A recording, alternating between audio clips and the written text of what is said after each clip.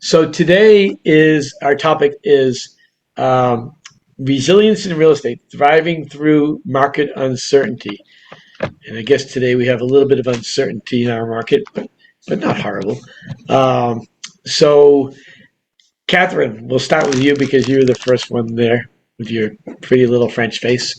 Um, the I have a little pretty ugly face. You're pretty French. I'm pretty ugly. Uh, so, this is a challenging market for some people, which I believe is 90% psychological, which I'll talk about when I talk. But how do you handle the media, the world, and how that affects your real estate business? How do you put blinders on to accomplish what you're trying to accomplish?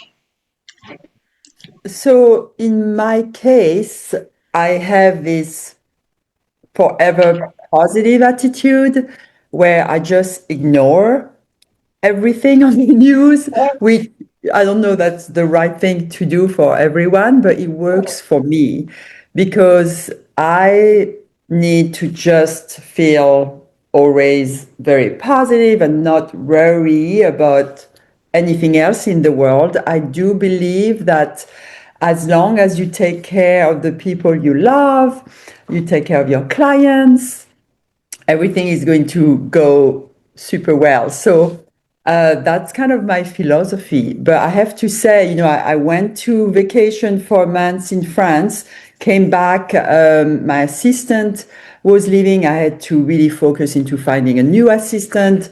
Decided to start doing a magazine, 32 page. And really, I realized, whoa, right now I don't have anything in escrow, and what do you do? Because that's have been a while for me to not have anything in escrow. Right. So I'm like feeling back to where like, what do I need to do? And really at the end of the day, I think it's about planting seeds. And that's what I've really been concentrating in. Number one, I finally have been calling my past clients. I am at 93 past clients now that I call back, which that's something I've never been able to do.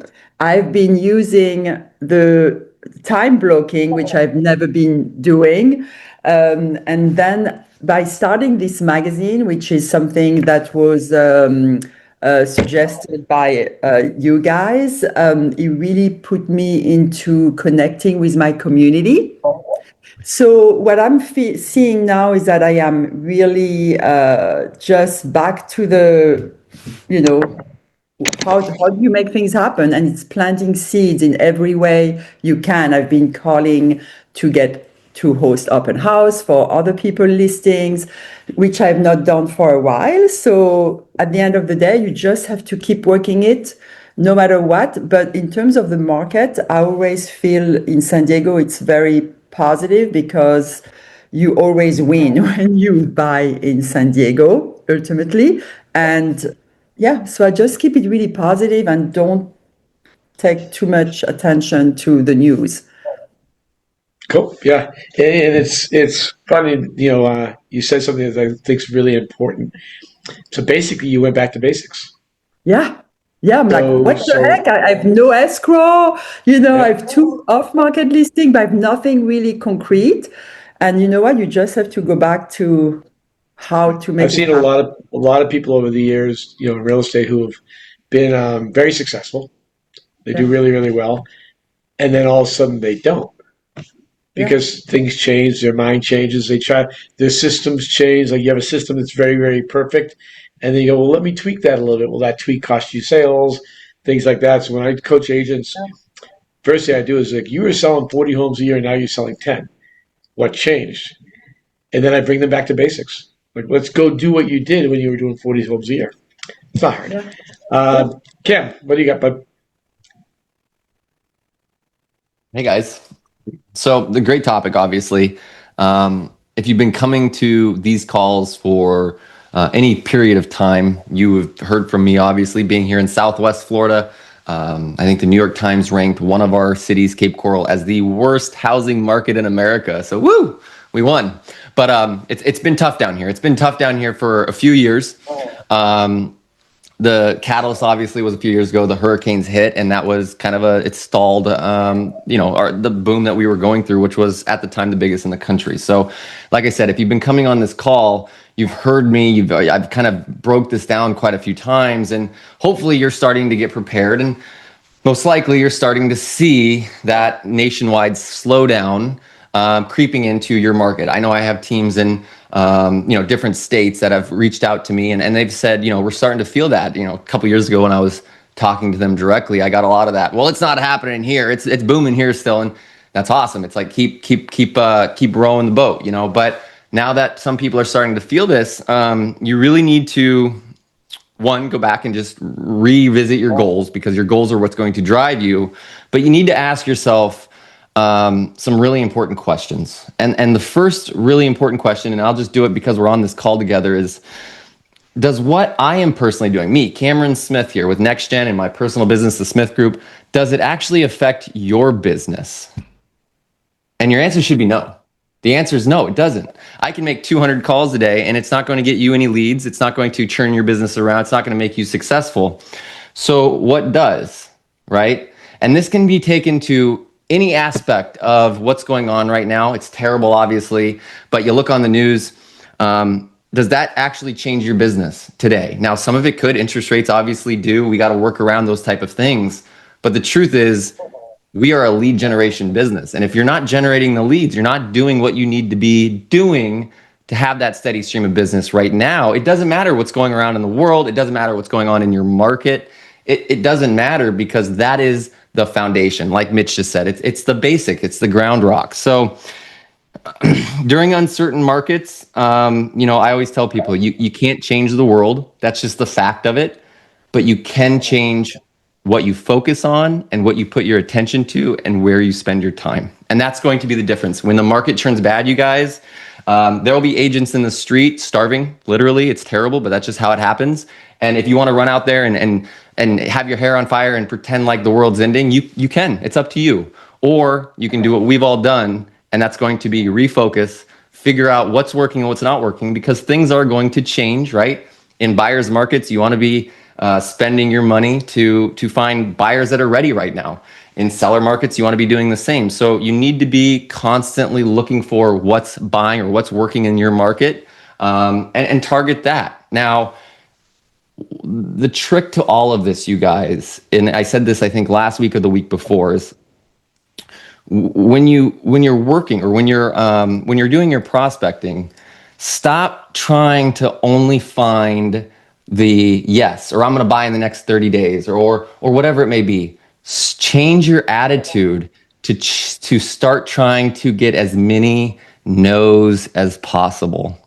It will change, at least it did for me. It changes your attitude waking up knowing that, hey, if I get 25 no's today, it's a success. Because the truth is, you guys, you only get about 8 or 9. And then someone says, yeah, I'd love for you to come list my house if you're doing, cold calling of expireds or that kind of thing. Or buyers. If you do 10 productive calls with buyers, you're going to get someone that you need to get connected. You need something to be done. So try to go for those no's. Focus on having success by doing the work and staying consistent. And when you do that in any market, you guys, you'll have success. I promise you.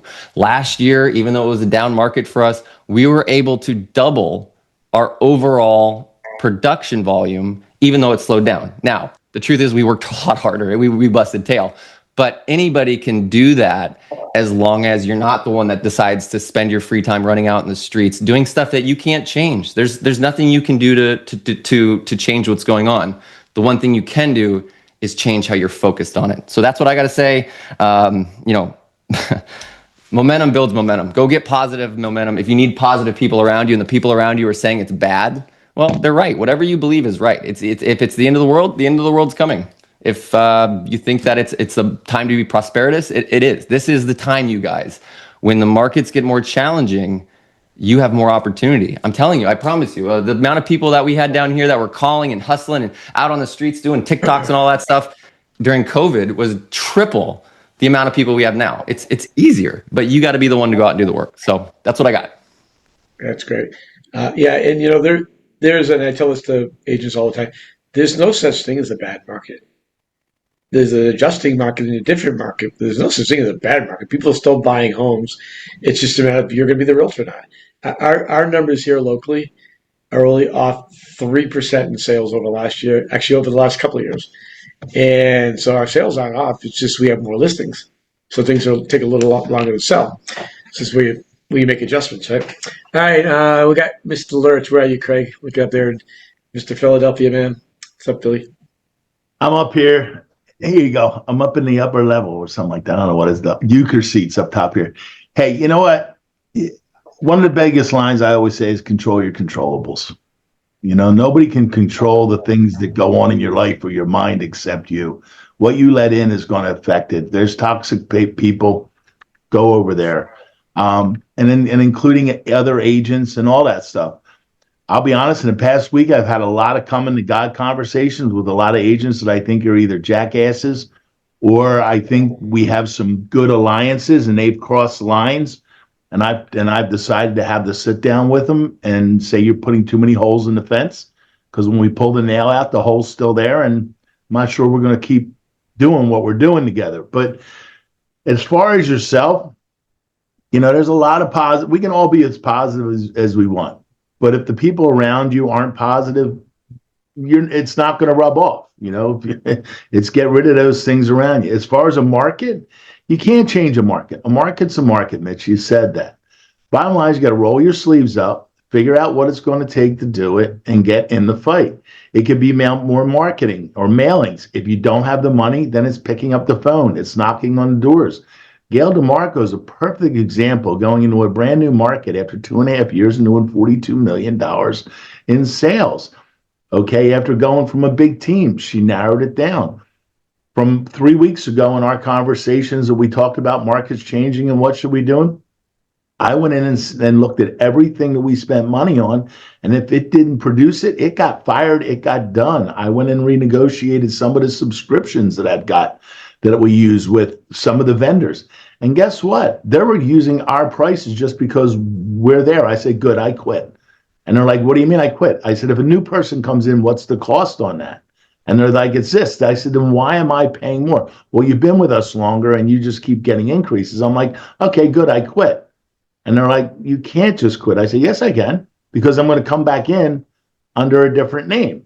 And they're like, you can't do that, but they will honor it. But you don't get it until you ask.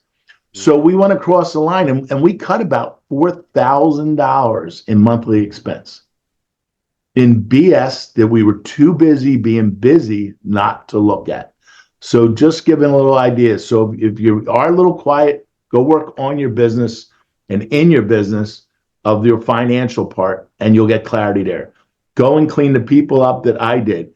Get back to your basic calls. If you're not, like I keep showing this thing, man, get an accountability partner and show that you're making those calls daily and doing it. I just got a new executive assistant. Her job is to make sure I'm doing my calls in my blocking time. You don't need to pay an executive assistant to do that.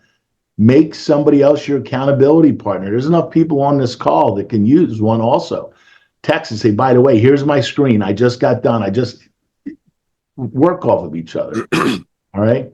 And go back to expireds and homes that came off the market 12 to 24 months ago or 36 months ago that didn't go back on the market. The market's different there than now. It's stop chasing the expired. I'm not going to tell you to stop doing it. I just don't chase what everybody else is chasing.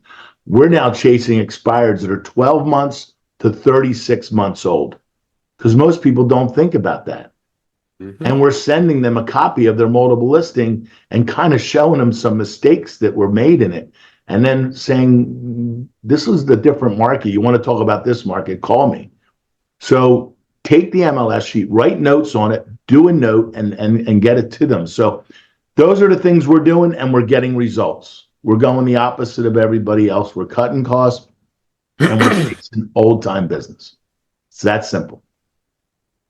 Oh, and we're building alliances. I'm going after commercial brokers. Bridget, I be calling Bridget. Bridget does commercial and residential, but most of my guys don't.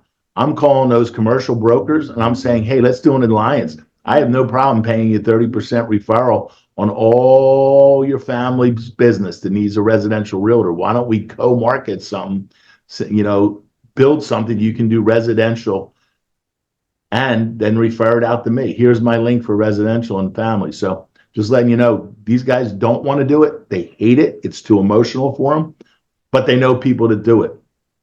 So go to them.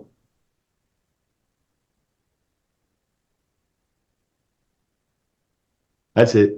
You're muted, Mitch. Cool. You're muted, Mitch. Yeah, I just saw it. Yeah. I Good one, I think Lurchy. people- I think I like it, people me Lurchy. there. Way to step up. There you Way go. to say it. Well, Pete from the pool. Tough life. Cabo From the then pool, Mitchy. I'm in your neighborhood. I know we should. I'm going to come over and play golf with you. Okay. So, all right, let's go to Mr. Lawson. Dave, how you doing, buddy? Hey, good morning, everybody, or good afternoon to some of you, I suppose. When I saw this, I thought about 2007, 8, 9, 10, 11. And what I did way back then is I wrote a program called Increasing Your Market Share in a Declining Market. So as a show of hands, because I can see everybody, who would say their market is declining at some level? Okay. Some people, yes. Some people. In our market, it's pretty steady right now. But there were some things, as I was looking through it, there were some things that are really, really, they're just as appropriate today as they were back in that, right? And so whenever the market, and I love what you said, Mitch, there's no such thing as a bad market. There's just different markets, right? And so when the market changes, I want you to take away one thing. And that is, this is our time to shine, right? Because so much of our competition is giving up, right? And what we're going to do, all of us on this call, we're going to work hard, we're going to work smart, we're going to work efficiently, but what we're going to do is we're going to come out of these tough markets on the other side with a huge amount of additional business, right? And the thing is, if you understand this, you really understand that this is a great opportunity for you to grow your business. And you see, most agents, they don't see it this way. When the market changes or something out, you know what they do? They freak out, and essentially they stop doing their job, right? People think we're in the sales business.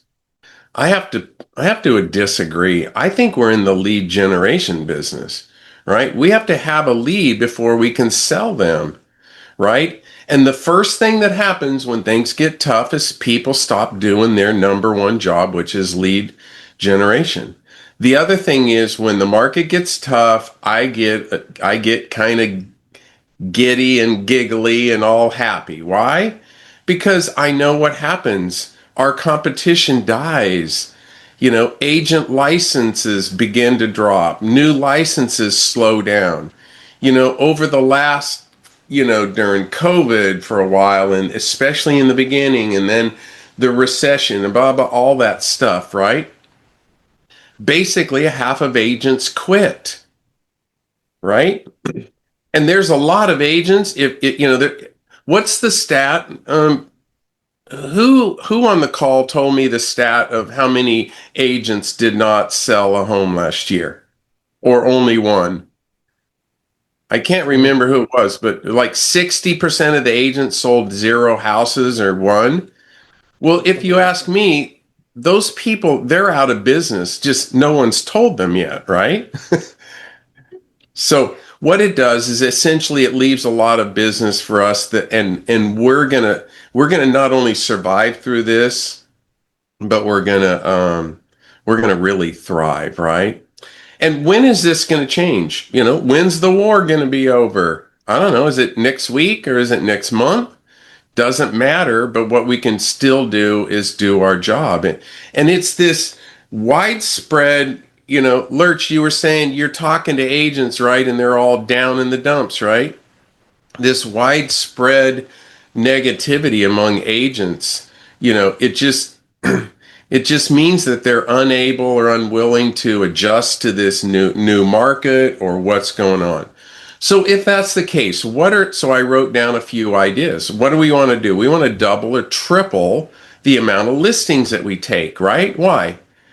Are listings sometimes taking longer to sell? Say yes, right? But what happens when a listing is on longer? I always say listings have babies, right? Not boys and girls, but they bring buyers, sellers, and investors, right? And the longer you have a listing, the more opportunity you have to bring buyers, right? The other thing is we all need to go back, and Cam said it well, go back to the basics. We need to work on our lead generation. We need to get more listings.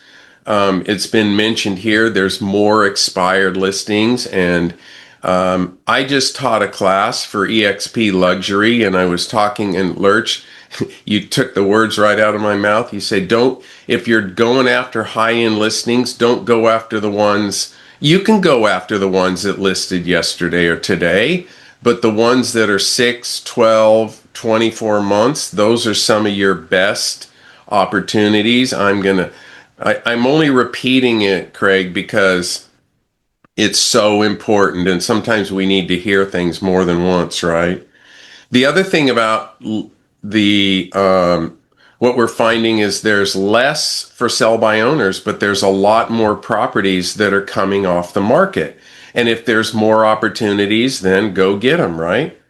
And the best part with expireds now is that you don't need a heartbeat and a real estate license to sell a house. That was COVID days, right? Those days are over. What do the sellers need? They need the people that are on this call. They need experienced agents. They need someone that really is going to help them sell their home, that's going to be a professional advisor, that's going to give them the truth. They're not going to just list with anyone right now. They're going to list with great agents like you all and myself, right? The other thing is, as time gets tough, we got to get good at this and write this down, gang. We need to learn how to delegate more work to our assistants, okay? In order to do our job well, what do we have to do? What are the 4 or 5 things that you're supposed to do in a business? Are you supposed to have a plan? PLAN, prospect, lead follow-up, appointments with buyers, sellers, investors, negotiating contracts. Those are the 4 income-producing activities. So we need to focus more on those things so that we can delegate. And then what does that mean? That means that we have to get good at delegating the work, the other work, to an assistant.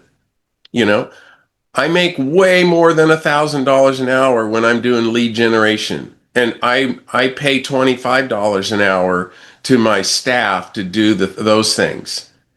And really, so if I'm doing staff work, I'm not saving $25. I'm saving $12.50. Why? Because my staff is twice as good as I am at doing that type of work, right? So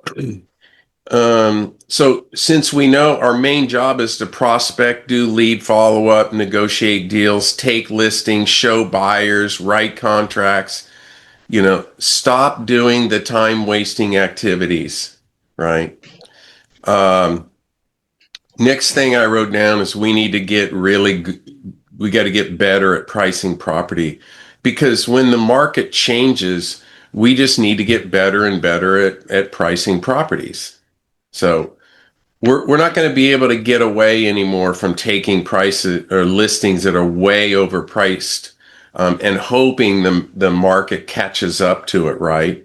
I tell people all the time, as a professional realtor, I study homes and prices every day, and I'm on the stats committee for the Park City MLS. And what that means, and then I just give my opinion, and they're like, okay, well, I better listen to them, right? We got to, get better at your scripts, better at your processes, better at your price reductions, right? You know what else I know about every single home, especially expired listings? Why didn't they sell? There's only one reason. You'd all know it. It's price, right?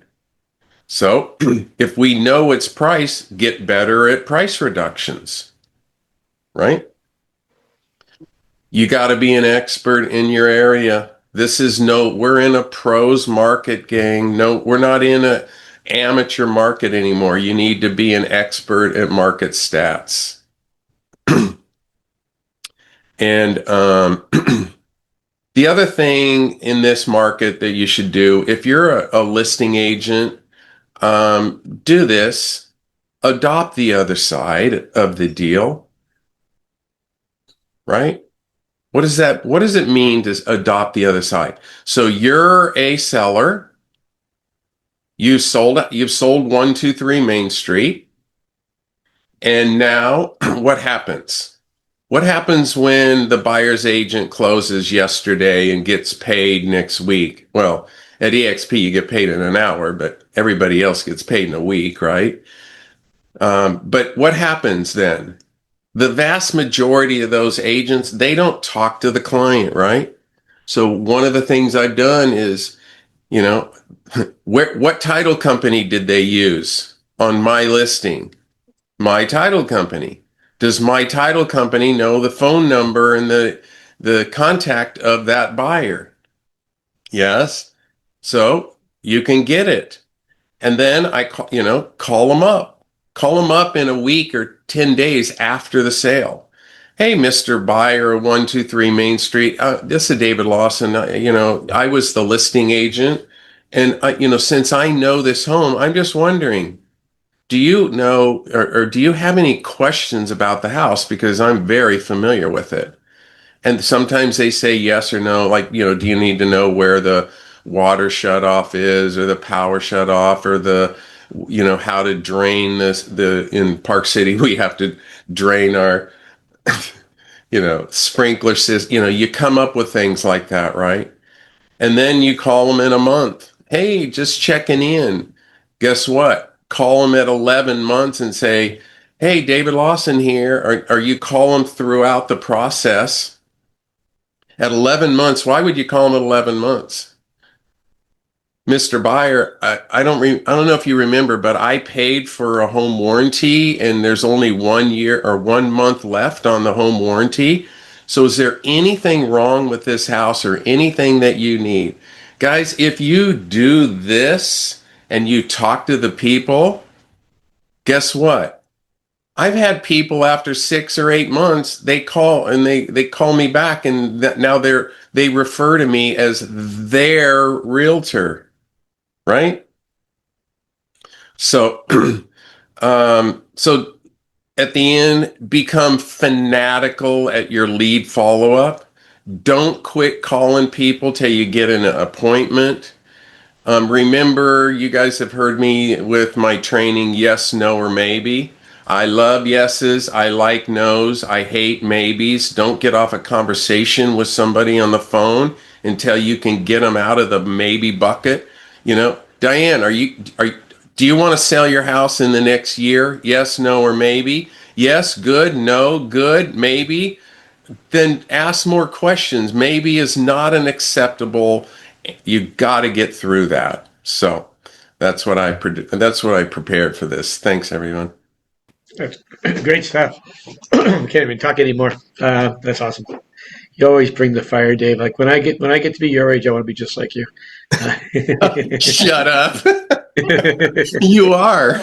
Yeah, in a week. In a week. Yeah.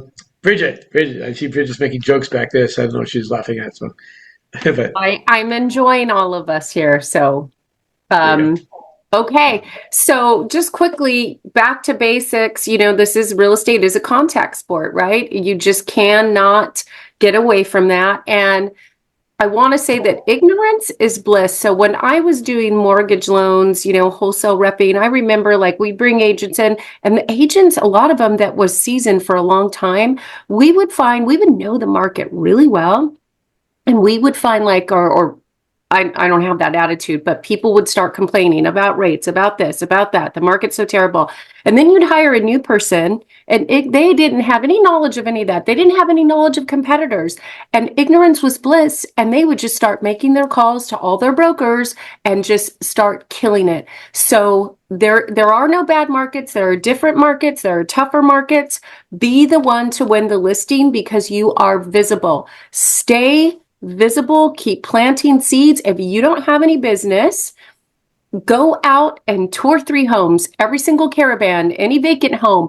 This is the market, just give information. This is the inventory on the market. This is what you get for $1 million in this neighborhood. Stay visible, be consistent. And if you can't do the marketing by mail, I know this has been said, but phone calls and door knocking, give information. Just this is, a current market analysis you can do.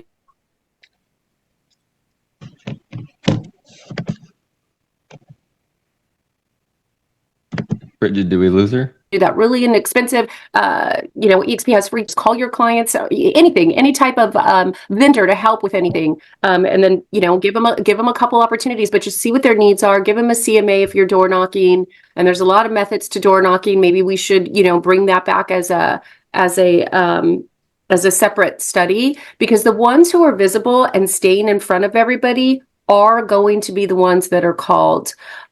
Call your clients and just do a check-in too. It's okay to not, just stay present and visible, do a check-in, ask them if they need anything, ask them how the kids are, and ask them if they know anyone else buying or selling, but if you have to stay on top of it, stay visible. Social media is a new game, guys. When we were all kids, we didn't have Instagram and social media to just really, have that platform where you don't have to door knock. You're kind of door knocking, just staying visible with social as well. And we have a new person we brought in, a vet, and she's on Ross's team. She was my client that I sold a house to, got her license, and I am blown away through Ross's trainings.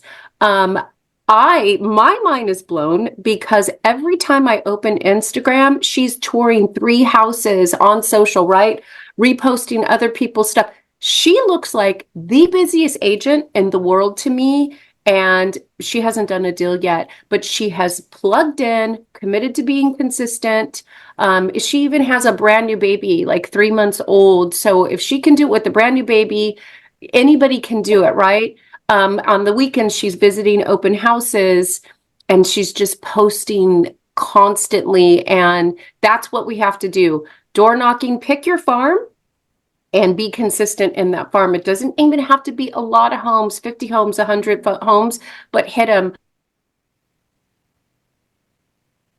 She froze again. Is that a true name of Ice Princess? Once a week, create a little Facebook and present. And this is a contact sport. So just keep making contact. Do not listen to anything about the market because somebody is always buying and selling. So it is really back to old school stuff, but we do have social media, which there's never been an opportunity with social media like there is now. Even I don't care if you don't have any business at all. Act like you do, bring information, show the market, show the communities, and make the calls, and just be consistent and plant those seeds, because seeds grow. It's a numbers game, right? Going back to when I was 20 years old in wholesale, it is a number game. Make the calls, make the knocks, do the posts, and it will come. You just have to stay consistent and visible. Yep. And It's that's all all I about got. it's all about consistency. I don't care what you do. You got to be consistent. And you have to make the contact. It's just, and the no's are great because you're going to get to the yes. Like Cam said, the no's are great. But maybe it's a no today, but maybe somebody, that they have a phone call with is a week. Like, Dave, I never heard listings have babies. And that's so funny. I just never heard it put that way. And it's funny because they do. And we know that, but I liked that term. They might have a friend or a relative going to buy or sell in the next 30 days. And because you called them, they think of you. So if you don't stay in front of them, another agent is, and they're going to get that deal because they showed up. So And keep in by the mind, way, good, Dave. I'm sorry. Good. By the way, one thing that I don't bring this up enough, but if you were a fly on the wall and you heard me talk to clients, I rarely ever get off the phone without asking for a referral. And one of the things I just say is, Mitch, I don't know if I've ever told you this, but the vast majority of my business is through referrals of great clients like you or with my great clients. And so I'm just wondering, do you know anybody that might want to sell? And then Mitch usually says, no, say no. No. No. Mitch, I really thank you for taking the time to think about that. But do you know anybody in your church group, family, neighborhood, or office that might need my help in the next 30 days? And then do this.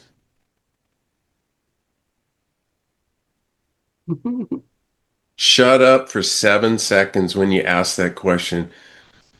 The thing is there is so much business out there. It's unbelievable. And if you don't ask for it, you don't get it. So That's it. So just keep in mind and remember this. I've got real estate boiled down to the simplest reason in the world why anybody will use you as a realtor. There's only one reason, because you happen to be in front of them when they think about buying or selling. yeah. That's So it. ask. So ask. Gotta ask. All right, we got Bobby, you're up next. Good morning, everybody. Bobby Martins here in San Diego. So I've got it broken down into 5 simple steps. So first off, your mindset is everything. If you don't believe that you can succeed in this market, if you're not waking up every single day with that mindset in mind, then that's your number one problem, because you must believe in yourself and you must know that the actions you are taking are going in the right direction to help you succeed. So you must believe in yourself. And also, it's not enough to just show up anymore. In 2020, 2021, you could just show up and you can sell 100 houses. It was so easy back then.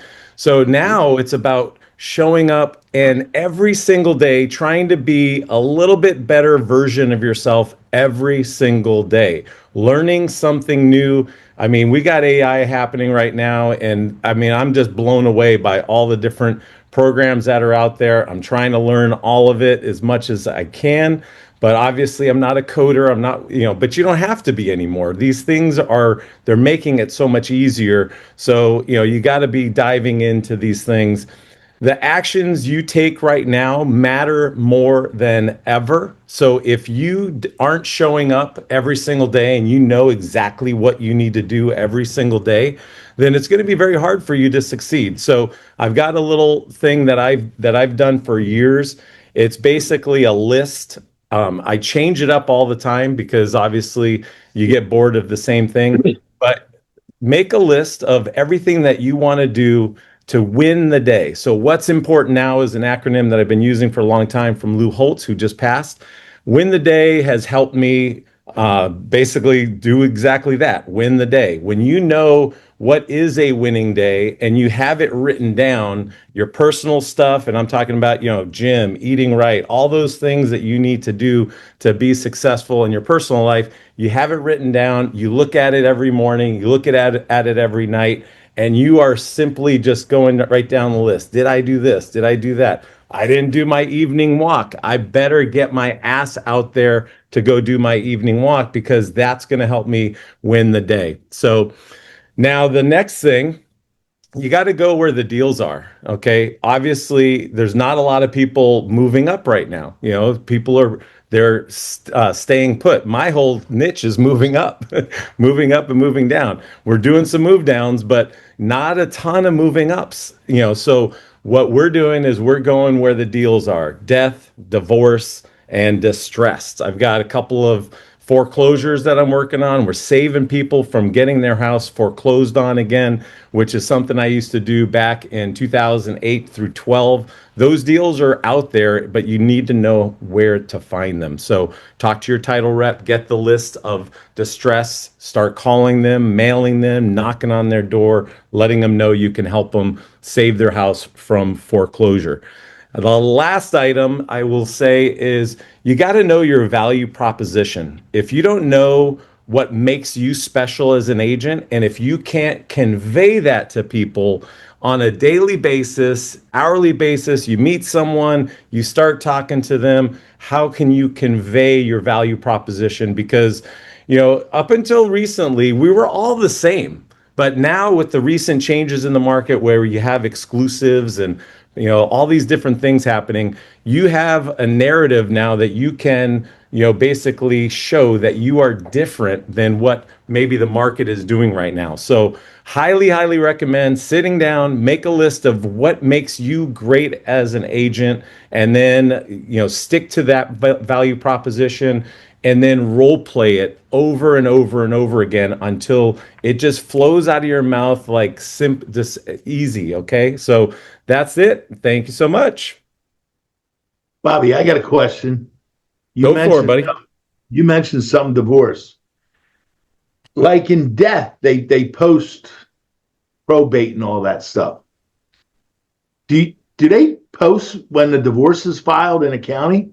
They do. That just hit me sitting here when you said that. We always talk about calling divorce attorneys, but there's got to be a way to track it. I didn't know whether you knew that or not, so I had to ask. Divorce attorneys are obviously the best source because they're already dealing with these people, so you got to do both. But if you're doing outreach to these people, especially if you're catching them before they even have a divorce attorney, you might be the best referral source to your divorce attorneys that you're working with, and then they're going to return and give that right back to you. And a little tip: work on the high affluent divorces. Focus on those because typically those are 3 transactions because each spouse goes out and buys their own real estate after they sell their existing home. So definitely a good niche to work. There is a filing in a county or whatever area that something's taking place. Absolutely. Thank you for answering that. And that gives me a whole nother idea because with my dating service background, maybe I should start a dating service for almost divorcees. I think they already have that. It's called Tinder. Tinder, right. I think it's Ashley Madison. No, that's only if you're married. There it is. That's the one I was thinking of. Do you know a funny story before I get to Ross? In the Atlantic, which is a really small town here, when they had the breach on Ashley Madison, 25% of the men in that town were on Ashley Madison. I told my wife I was just checking it out to see because of the dating service aspect. But anyways, kidding. Ross, you're up, buddy. What's up, everybody? Everyone's dropped so much good knowledge. I would open it up for questions. I'm happy to hear what our friends are thinking. So I got a couple things I want to say real quick. It's all good with me, man. Yeah, it's okay. No, you're all good. So just a really quick thing. So a couple of people have said this, and I've been saying it for 100 years. There's no such thing as a bad market. The market is always what you decided it is in your brain. Unfortunately, most of us listen to other people. So I'm not a big word for the year type of guy, but I have a word this year. And I think it's really, really important that you think about this in your life. First of all, everybody loves misery. Misery loves company. Is that the word? Misery loves company. All the realtors that suck out there want you to suck with them, right? They want you to suck. So they are celebrating your losses, even though they're cheering you onto your face. A lot of your family members want you to fail. They want you to go get a real job. Right? How many times have you guys heard that? Maybe you should go get a real job, right? Those are all things that hold you back. The media, listening to the market, it's all stuff. So subtraction is what I've done this year because I do a lot of stuff and I do it in 25 hours. And I'm adamant because I promised my wife I would not work more than 25 hours a week because my first 20 years of our relationship was about me. Now it's about her. But I do 50 hours worth of work. I just do it in 25 hours. And what I had to do to get to where I'm at right now is I had to subtract a lot of things. So what did I subtract? I subtracted one of my businesses this year. I gave it back to my property management company. I gave it to my partner. I didn't want to do it anymore. It was taking time away from me mentally, and I didn't like it, didn't love it. I subtracted 4 pretty good friends and a child. this year, which is really hard to do. But I've started realizing that if I don't get rid of people in my life that are just negative all the time, that's going to eventually affect me. And it honestly did affect me. And so look at the people that are around you and make a decision. Is there true value in this, or are they just using me to feel better about themselves? If there's no value there, get rid of the relationship, because a toxic relationship is going to drag you down more than anything else. One, just on a sales tip, especially if you've been in the business for more than 5 or 6 years. I know I've said this before on here. Anybody that bought a house in 2021, even though they have a phenomenal rate, they do not like their house. They bought a house they had to buy, did not want to buy. Right? And why do 81% are unhappy with their purchase during COVID, gang. 81%. Think about that.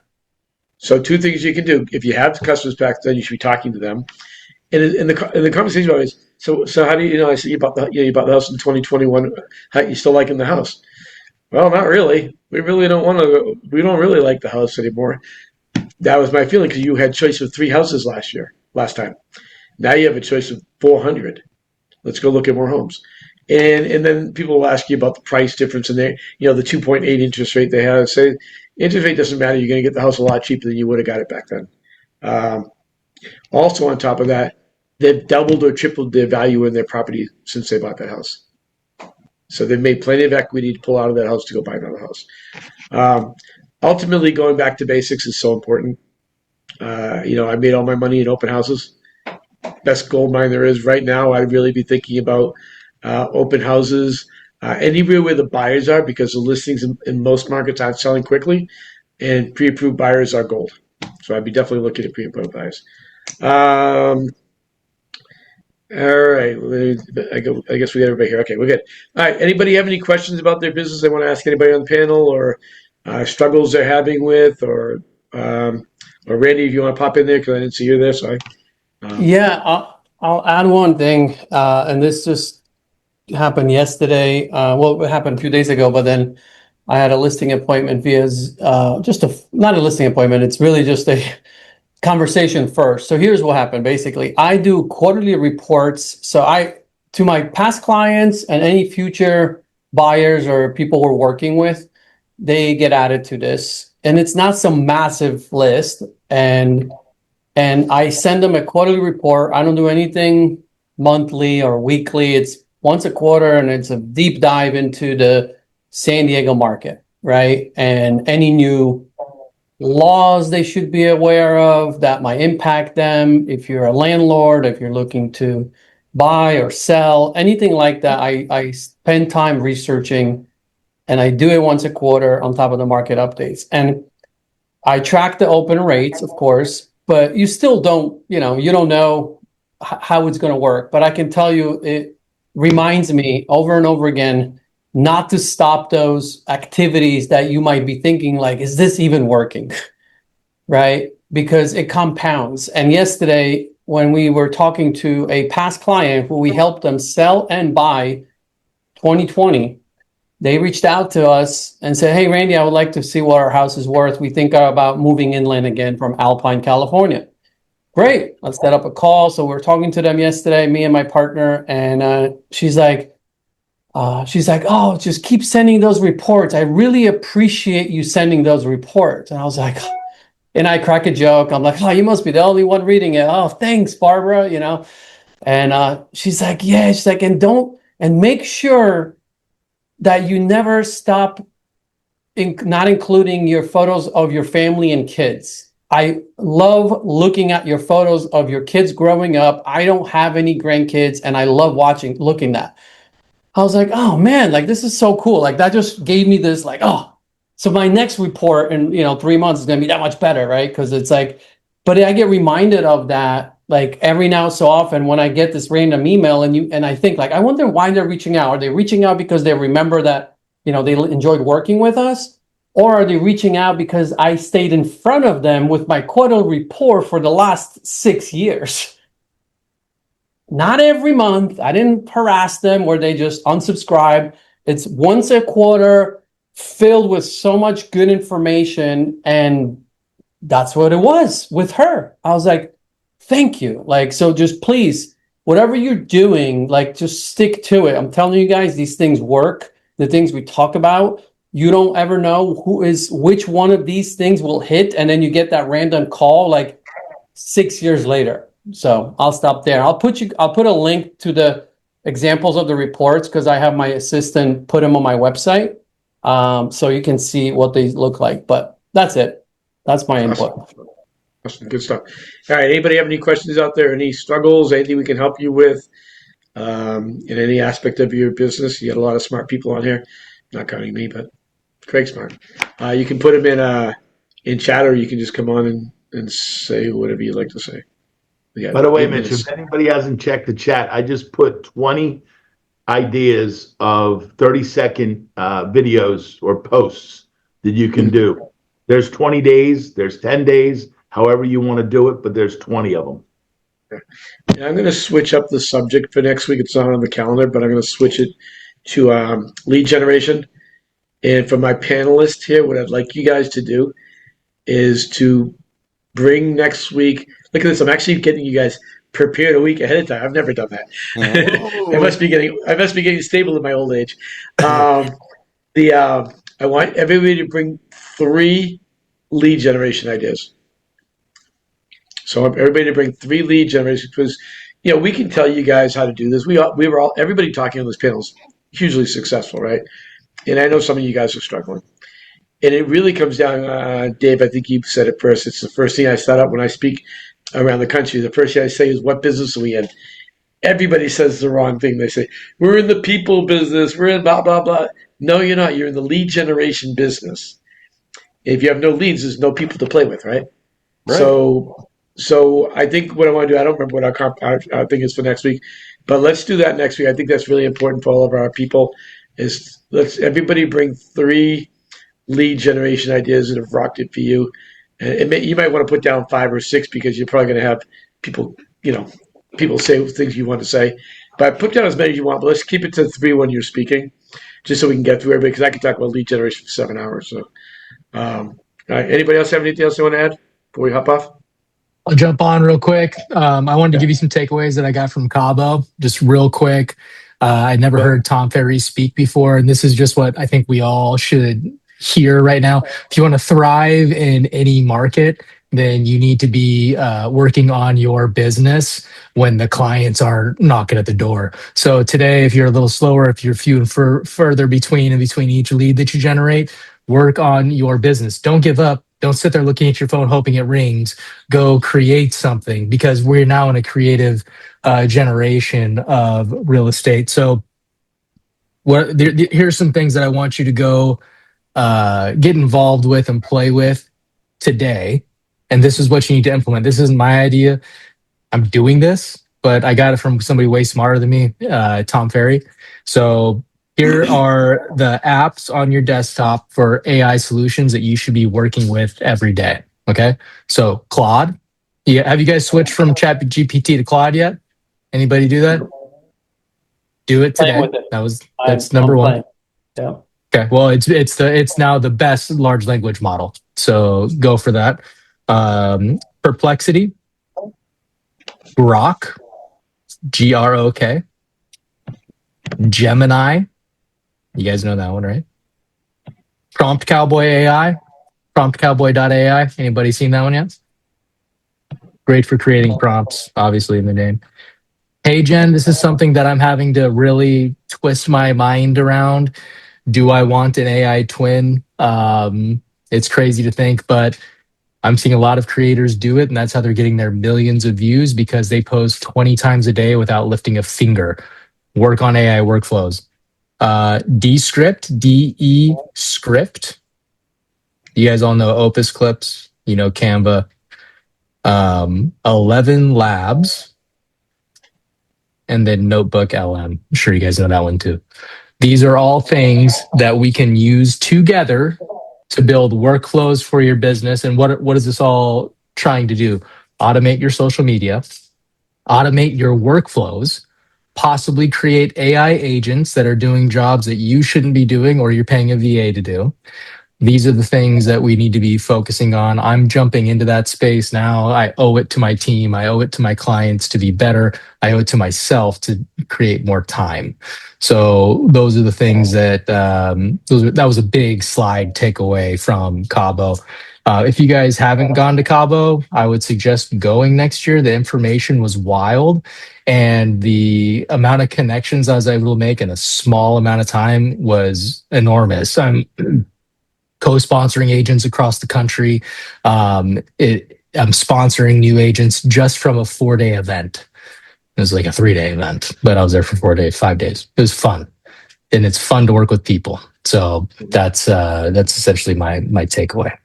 Hey, Russ, Awesome. hey, Jen, dive deep into it. We just got a client the other day and an agent in the EXP. Trust me, I speak Philly. I don't speak Mandarin. These people both spoke Mandarin. I used my Hey Jen. I wrote them an email back. I had it translated into Mandarin, and I had the email written in Mandarin, and I sent it back to them. They responded back to me. I then cut it and put it in my chat GPT. We had a conversation. Guess what? The agent's coming along because I'm going to help her build a relationship in the Mandarin world of EXP out there. Then on top of it, the client loved it because I went one level deeper than any other luxury agent. I spoke to them in their language, and instead of being ignorant. So just let you know, that can do translation in different languages. Fantastic. Love that application. Just real quick, guys, we only got a minute here. Valley has a question. Yeah, I'll get to her in 1 second. In the chat box, this is going to market next week, but I'm going to give it to all you guys for free. I'm selling this for $99. I build out the Mac Daddy of role play tools you could ever have. This thing is ridiculous. It's got every possible sales technique programmed into it. It works on every industry. I've tested it in like 15 industries so far. It works amazing. And I'm giving it to you guys for free. When you open it up, and you don't need the paid version to make it work, there's 2 different buttons on the right hand. There's a microphone, then a squiggly line. The squiggly allows you to talk back and forth with it. I've used it for scripting. I've used it for business planning. We're having conversations right now about my title business and how to grow my title business. I've done it for pharmaceutical reps. I've done it for cars. I've done it for insurance. I've done it for multiple industries. It works unbelievable. I did a price listing, a price reduction with it the other day. You can give it difficulties of how hard it is. Like you say, give me a 8 out of 10 difficulty. You can make it rank you. So when I'm done with this, tell me what I did with it. You can ask it to give you commentary on why it says what it does, and it'll explain to you exactly the techniques it used to give you the answers it gives you. Yes, Cam, go ahead. That's awesome, Mitch. That's so valuable, you guys, is that you can get in that, you have a role play partner that's with you 24/7, 365. Like, oh man, I'm excited to play on your on the so if you're gonna go into an appointment and you don't know how to handle it, it's a phenomenal objection handler. And it has not made a mistake yet. Now, I'm not saying it's going to be perfect. I have no idea what you're going to ask it, but it's phenomenal.